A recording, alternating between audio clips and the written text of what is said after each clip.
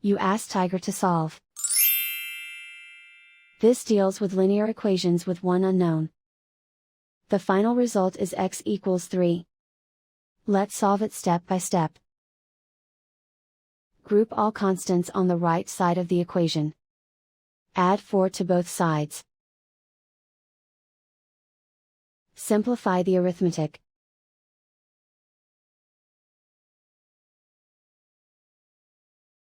Isolate the x. Divide both sides by 3. Simplify the fraction.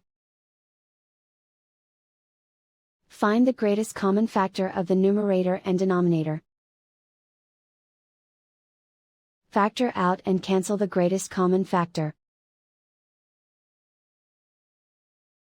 And so the final result is x equals 3.